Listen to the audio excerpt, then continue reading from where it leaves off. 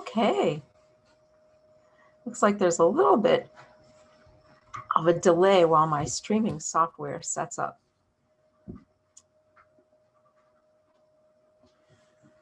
Oh, let me get comfortable here. Hi, everybody. I'm going to wait for people to join us on Facebook and YouTube. Hi, everyone. You can let me know on Facebook and YouTube who's here and where you're joining from so that I can greet you and say hello. There we go.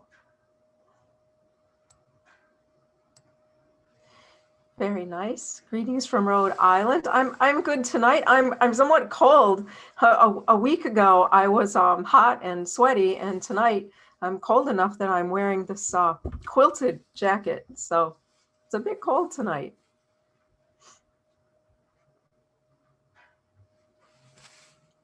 Up the Bronx.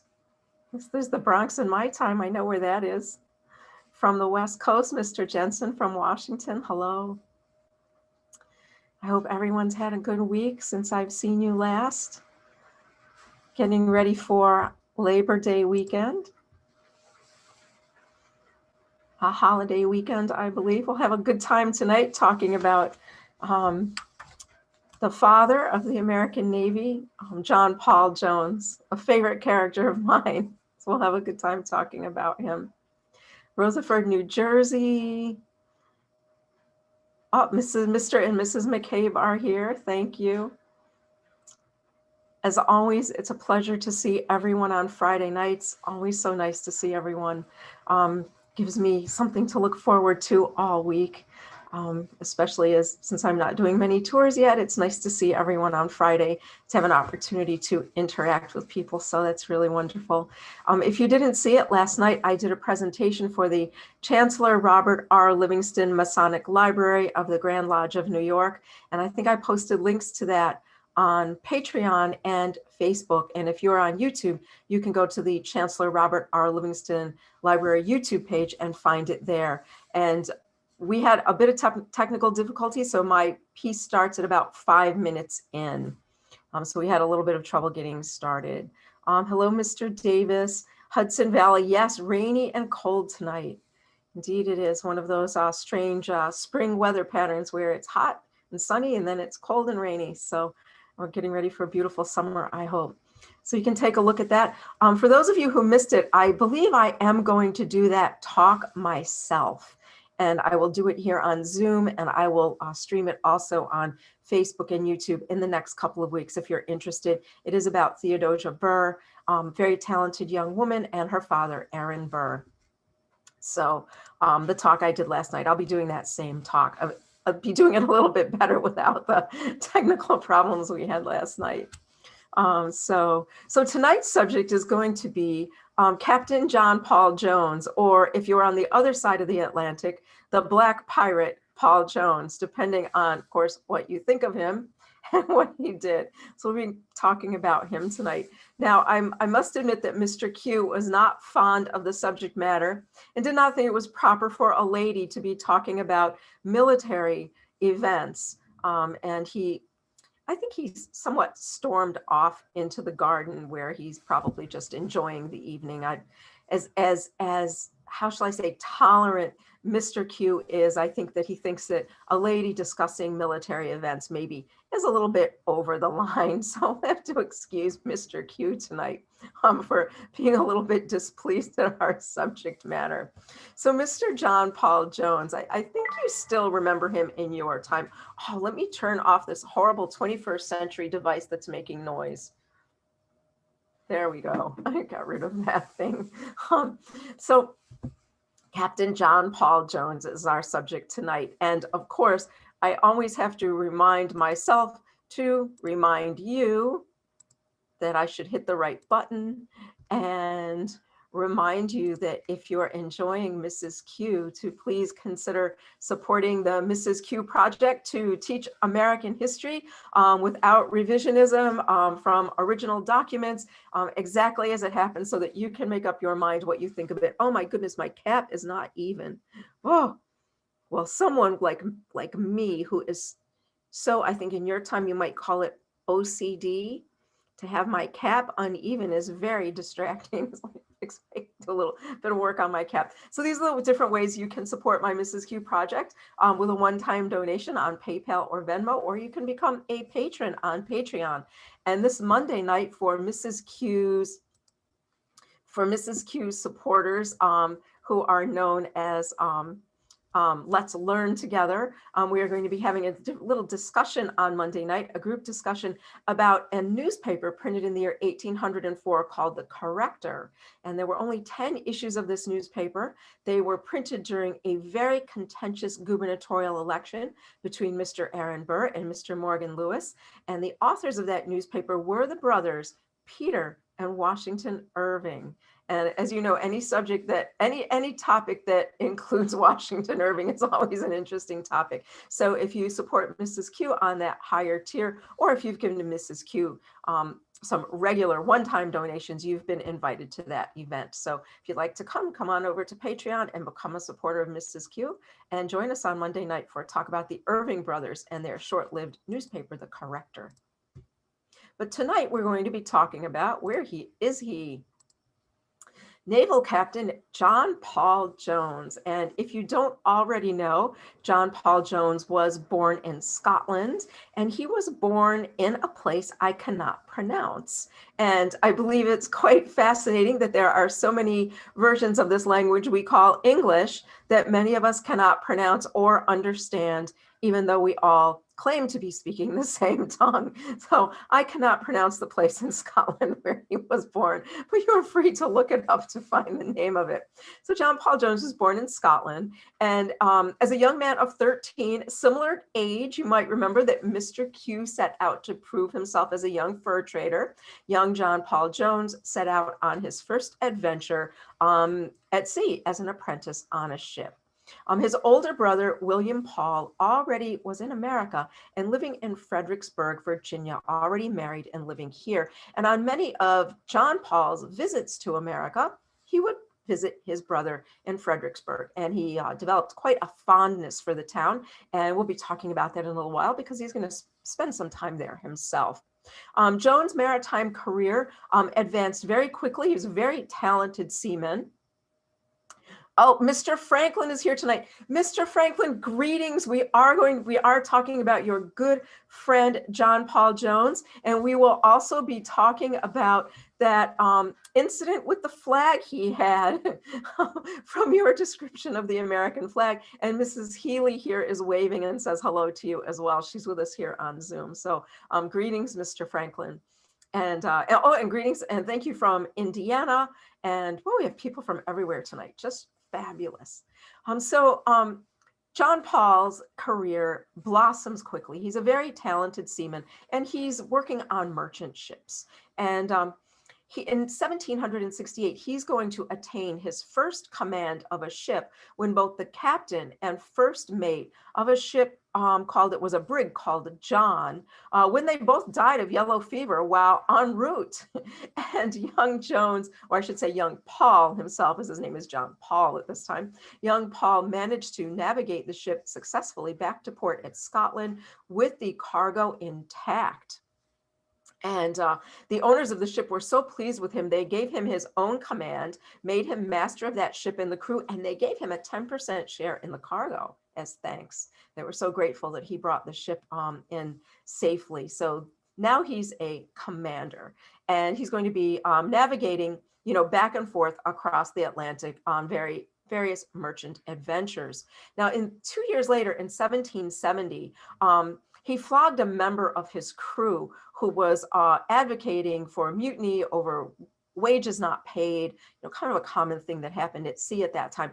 And Captain Paul was known as being a rather rigorous commander and running a very tight ship and not being very tolerant of dissent or having his command questioned in any way. And he had this man flogged.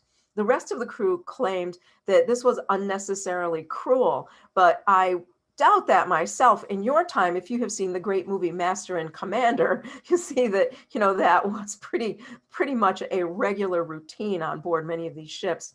But the sailor died a few weeks later, making Paul, as many thought, guilty of his death. Unfortunately, it's most likely he died from yellow fever that he contracted here in America. He died in Scotland.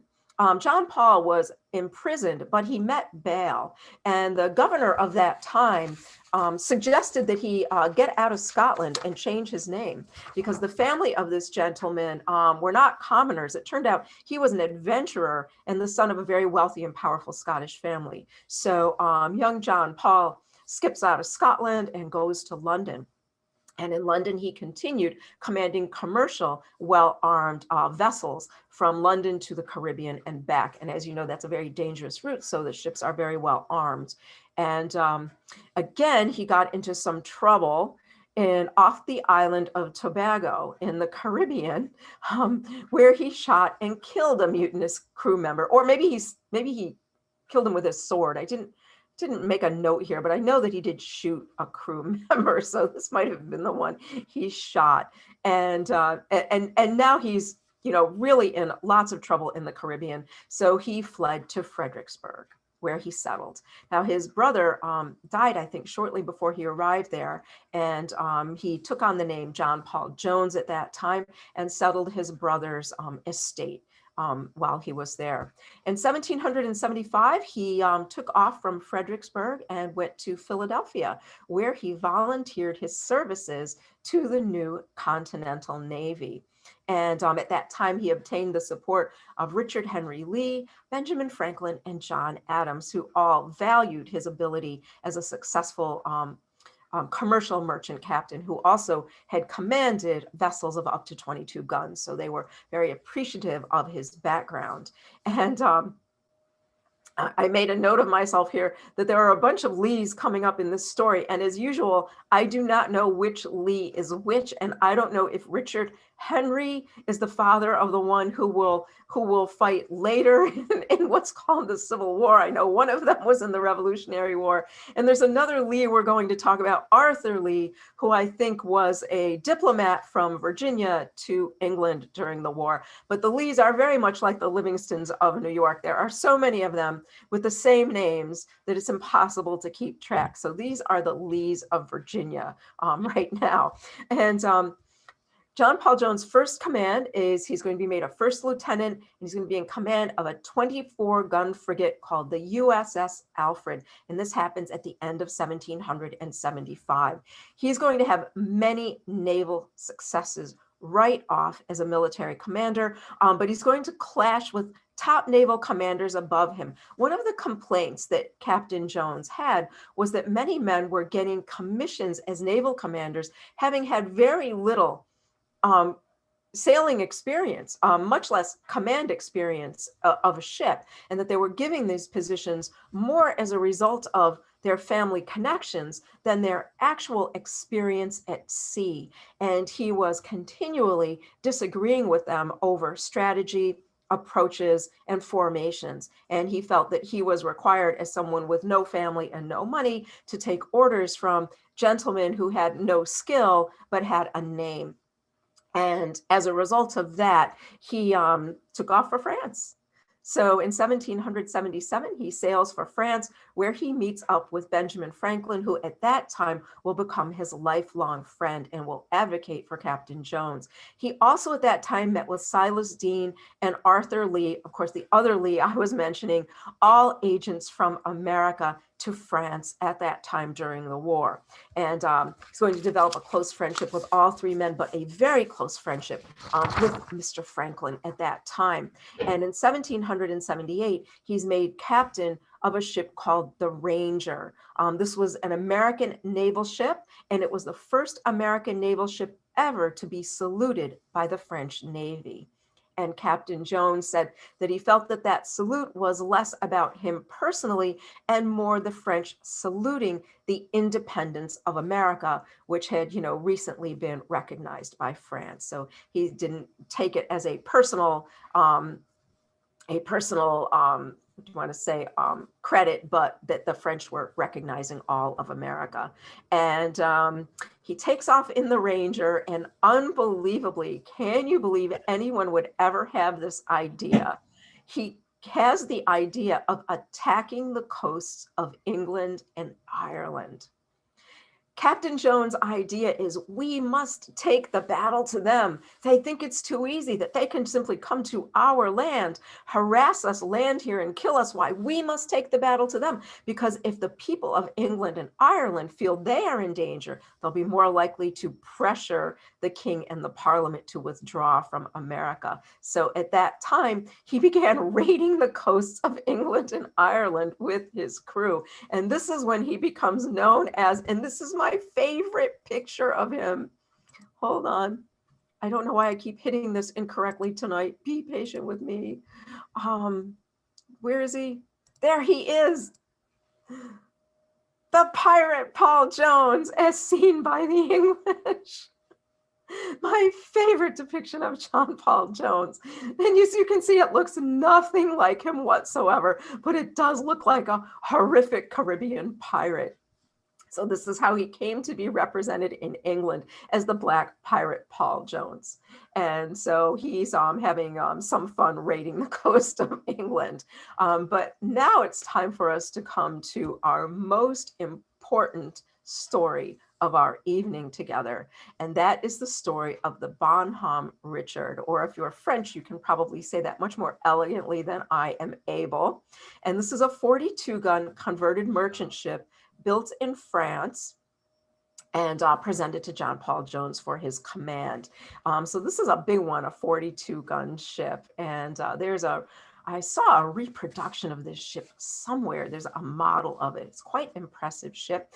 And off he goes, and he starts raiding merchant convoys in the English Channel, specifically off of Flamborough Head, East Yorkshire. Of course, I don't know England very well, so I hope I got that right. But the battle is going to be called the Battle of Flamborough Head. So that's where it occurs. So he now is raiding these merchant ship convoys.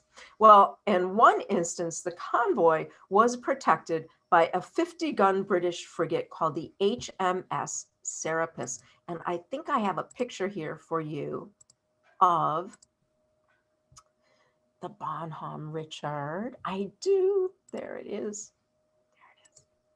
So there's a drawing of John Paul Jones ships. Quite impressive, I would say. So the English now begin protecting their merchant vessels with a convoy of warships. And in this case, the head of that convoy was a 50-gun British frigate known as the HMS Serapis. And from what I was able to learn about the Serapis, it was a top-of-the-line, you might call state-of-the-art warship for its time. And the Serapis engaged the Bonhomme Richard, or Bonhomme Ricard, maybe that's how it might be said. And Mr. Q just corrected me, and he did a very good job. As you know, Mr. Q speaks multiple languages, and I am, a dunce in nearly all of them. But Mr. Q is very eloquent in many languages, corrected me in the background there.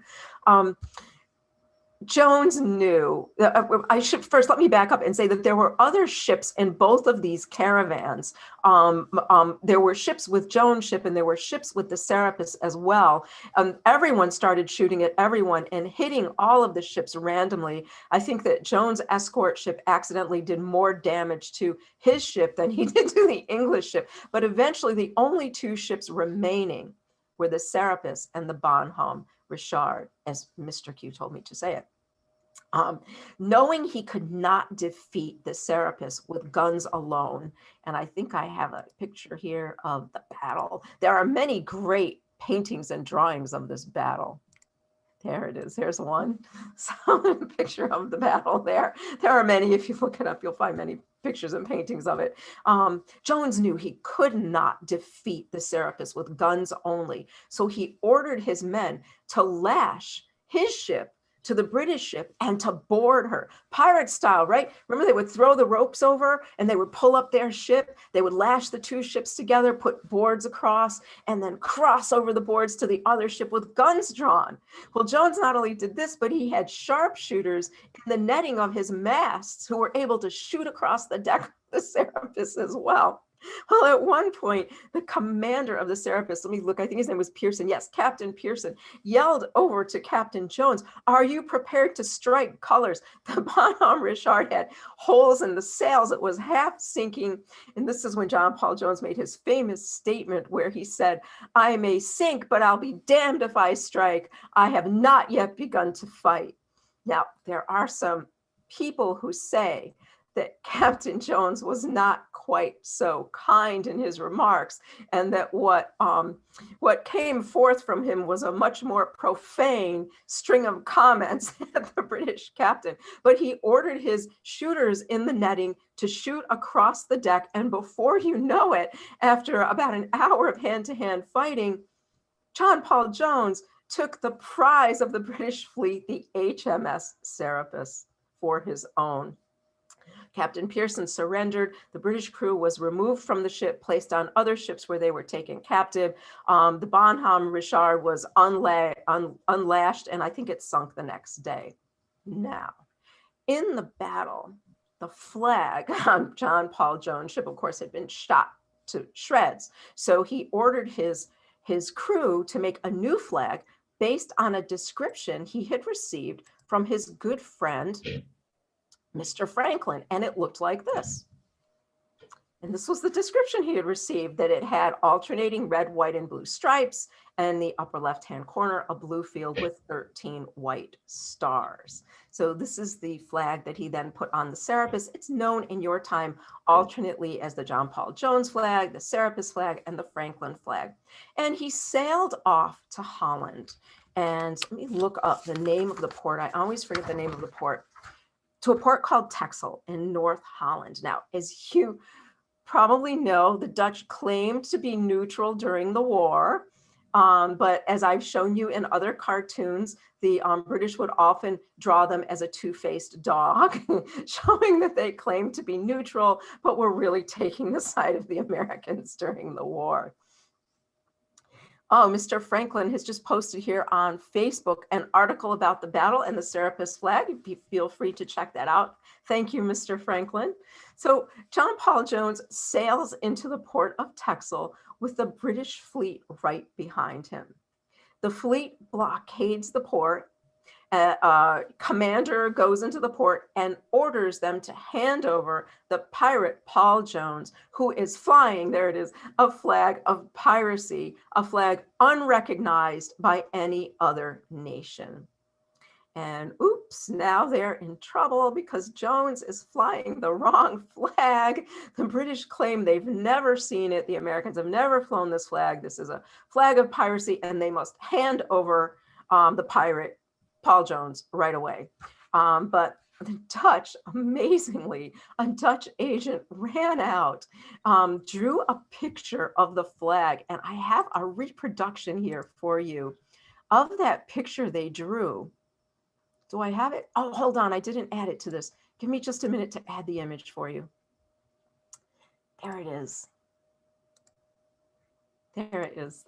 So this is the drawing done by a Dutch official and very carefully placed into, I don't know if it was some sort of binder or folder of flag ensigns that they recognized, so that when they pulled out the folder to examine with the British, there it was, a flag recognized by the Dutch.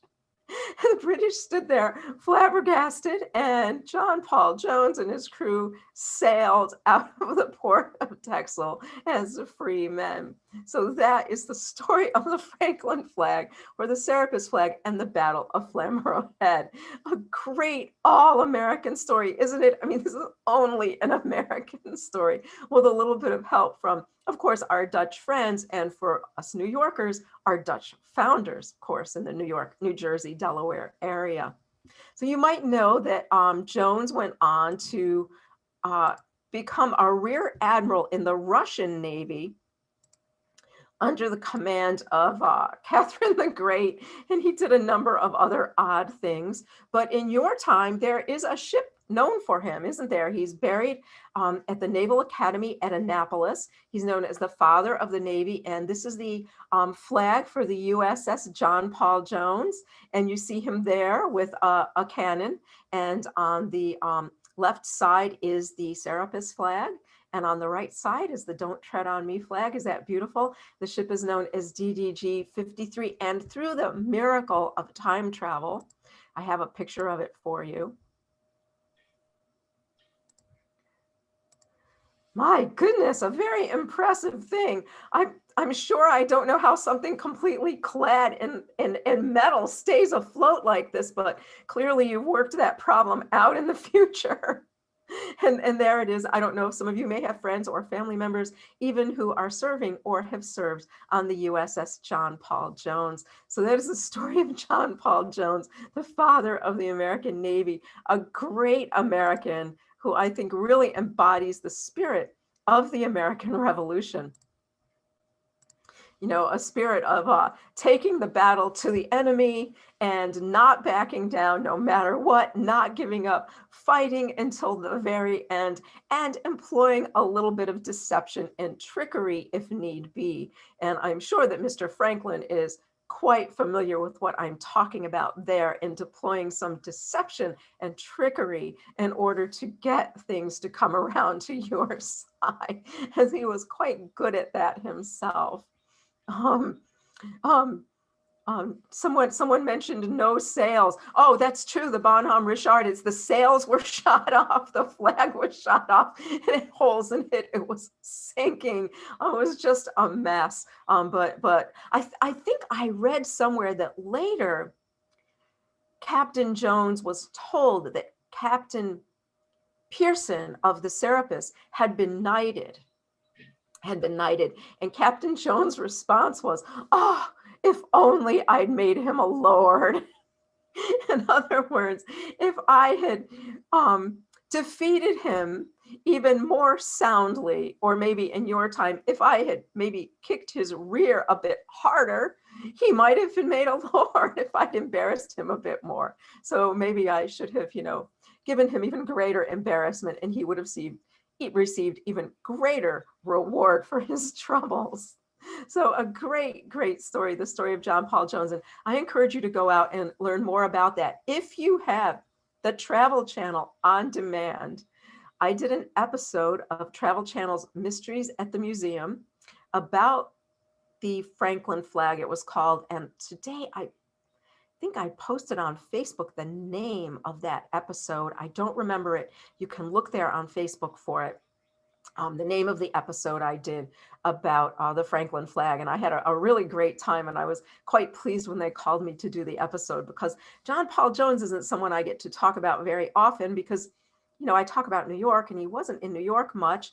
And the naval battles kind of get overshadowed by the Army battles, because, we have these great characters in our Army, like, General Washington and Henry Knox and General Greene and all of these incredible commanders and militia commanders, that kind of the Navy gets a little bit overlooked for the work they did during the Revolutionary War. And there was quite a bit of naval fighting that went on in the Caribbean. And I have my comment here that Walt Whitman recounts this battle in sections 35 and 36 of Song of Myself. I think I did read that today. Thank you so much for mentioning that.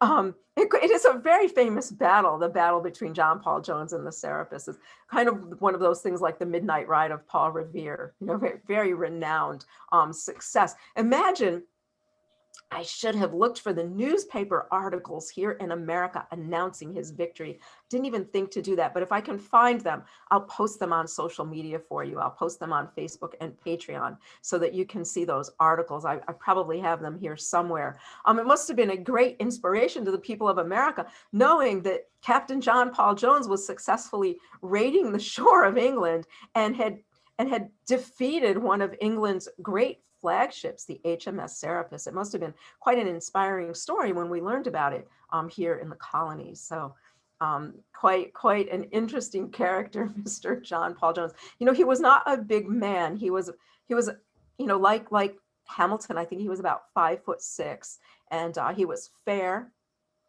quite handsome. The ladies all said that he was very soft spoken and he was very mannerly, that he had excellent social skills and manners. He was very good socially with the ladies, liked him very much, but he did stay single. Although the gentleman said that when he stood on the deck of a ship, his personality was completely transformed from that of a quiet gentleman to a raging sea commander, that he had quite a formidable presence on the deck of a ship.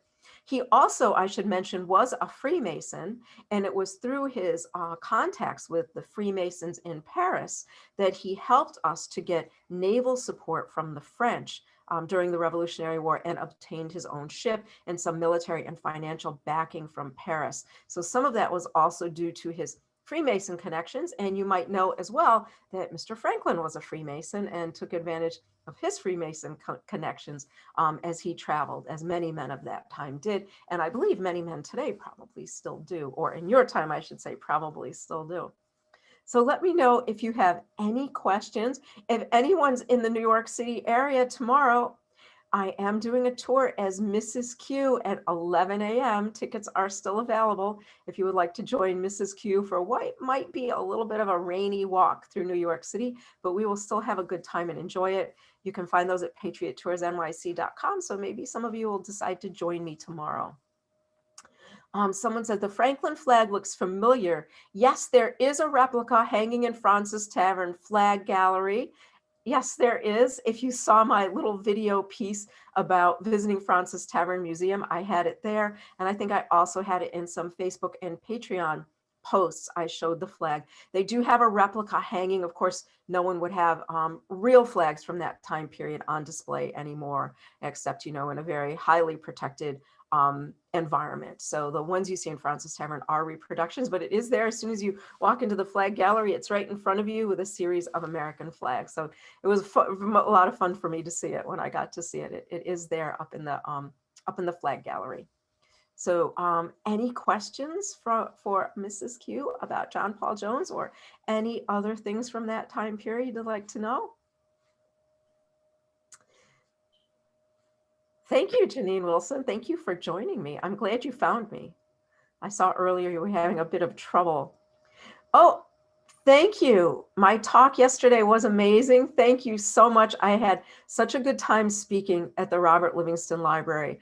They have been very kind to me, and in some ways they have actually been more open to my questions and research than some other research libraries have been. And initially, I must tell you that I thought of all people, the Freemasons would be the most inaccessible, but they have not been. As long as I'm not asking any questions about the rites that they do in their meetings, they've been perfectly open with me about, meeting attendance records, who was a part of which lodges, what things the lodges did at their meetings. As long as it's not about the rights themselves, they've been very open with me, and I've been very grateful to them.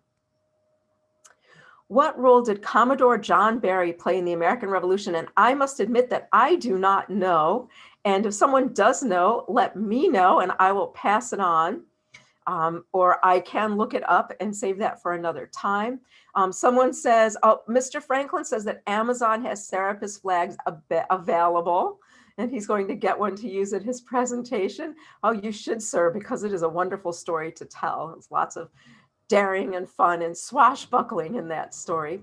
When did John Paul Jones pass away? I am not sure, but he was unceremoniously buried in Paris, and no one knew where his body was. I think it was, someone correct me if you know otherwise, but I think it was President Theodore Roosevelt who led and who sent an expedition to find Captain Jones' body, which might have been buried under a dry cleaner or some such type of business. And the Navy then went and retrieved his remains and brought them back with a full naval battle grouping escort, and had him interred in Annapolis, where he rests today. So President Roosevelt, the first President Roosevelt, felt he was important enough to bring back his body with full naval escort and respect and have him interred in Annapolis. He died in 1790 in Paris. thank you to my good friend in Setauket. And I must say to my friend, Mr. Talmadge in Setauket, that Mrs. Q would like very much to come and visit Setauket now that it's beautiful and summer, and perhaps record some video there. If you would be so kind to bring me on a tour of Setauket, I would enjoy that very much. And I think everyone would enjoy watching us as well. So we can speak about that another time. I think all of you would enjoy a tour of Setauket from Mr. Talmadge, right? I think so. I think I would get a lot of thumbs up for that. So we'll talk about that. Who coordinated the Navy under General Washington? I think it was alternately John Adams and a number of other people in Philadelphia. One of the Lees, I think it changed hands. There was various members of the Continental Congress who really understood the importance of the naval battle. And I think it wasn't well coordinated. I think is part of the problem and part of the weakness that we really didn't know how to coordinate and command a Navy, which is part of the reason that Captain Jones left and went off to do his own thing in England and France. I think he was very frustrated with the lack of coordination in America of the new Navy, and he was very disappointed in the quality of the commanders who were appointed. I think he said at one point that the new ships that were being commissioned were all being commanded by men who had never commanded a ship of that size or a ship with that many guns before, and that he felt that more of the what were they called? The guys who had the letter of marque and were pirates but weren't really pirates. Oh, their name just flew out of my head. They really were pirates on behalf of England during the French and Indian War. Privateers. I think he believed more of the privateering captains ought to have been made the naval captain. Privateers, thank you for everyone who sent me that, because they did have the necessary experience to command such types of ships and to plan these types of engagements, where the men who were being placed in command were more the sons of families who had big names and really had no experience in this area. And I think that was the frustration that sent him off to England and France instead. So it took us some time. I think after the American Revolution, it's really John Adams and Thomas Jefferson. President Jefferson particularly, who understood the necessity of a Navy and who worked on building the great American Navy and deploying it outside to project power and protect us abroad. So I think it was President Jefferson was the first who understood the importance. Mr. Franklin tells us that established in 1790, the Coast Guard served as the nation's only armed force on the sea until Congress launched the Navy Department 8 years later. The Navy were mostly letters of marque, so similar to those privateers. John Hancock was a blockade runner. He was a smuggler. Mostly to my knowledge, the Navy was a loose organization of private yacht owners and traders. I agree, Mr. Franklin, you are correct in that. And I think John Paul Jones felt that those privateers and gentlemen with letters of marque were much better experienced to be commanders than gentlemen who had never been out privateering before. And although Captain Jones himself was not a privateer in America during the French and Indian War, he was sailing a heavily gunned commercial vessel for England at that time, which meant that that vessel had to get through the privateers who had turned pirate after the French and Indian War. If you recall, all of those privateers lost their letter of marque and lost their way of supporting themselves after the French and Indian War. And many of them turned into pirates and started raiding British ships as well as Spanish ships and French ships and Dutch ships and all types of ships. So John Paul Jones would have been skilled at getting past those types of ships as a commercial captain, even at that time. There's a reasonably good series on Netflix. I think it's called Pirates, about the Pirates of the Caribbean. It's quite good. I have no idea how accurate it is, but it was fun to watch. I enjoyed it. It showed how horrible a pirate life was. No, none of that like Pirates of the Caribbean fantasy stuff. It showed how really brutally awful the life of a pirate was. So that was pretty good. Actually, you'd think that would be a pretty awful life, robbing ships for a living and then dividing up whatever you get among each other. And you could imagine that the people who would do that would not always be the best people to be on a crew with, right? So there's lots of internal problems in those ships as well. But still a fun series to watch if you're interested. Let's see. No, I don't mean, it might be Black Sails. It could be Black Sails. It's only 6 or 7. It's only 6 or 7 episodes long, so I'm not sure if it's Black Sails. The one I'm talking about is a documentary type series, not a fictionalized series, but it's a documentary series, and it's structured like a documentary. I'm talking about who the different men were and what they were up to at the time.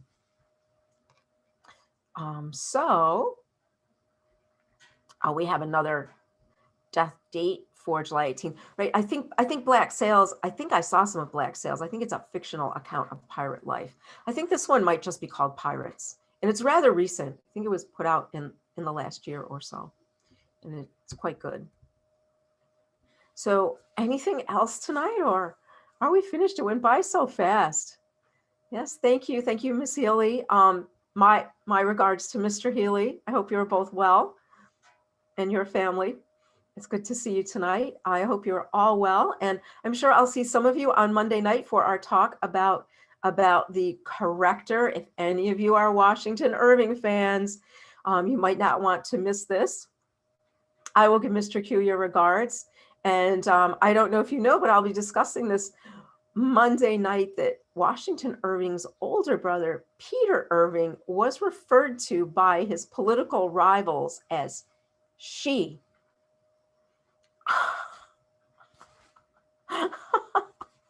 So we'll be talking a little bit more about that on Monday nights.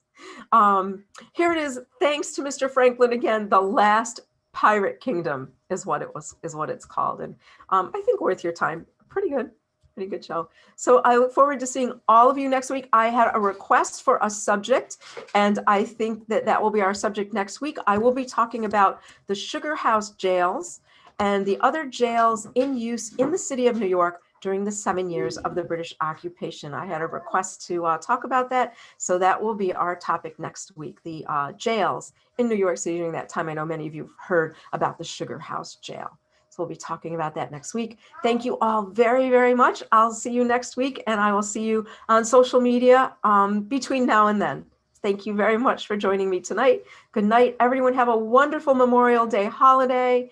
Get out your 50-star American flags.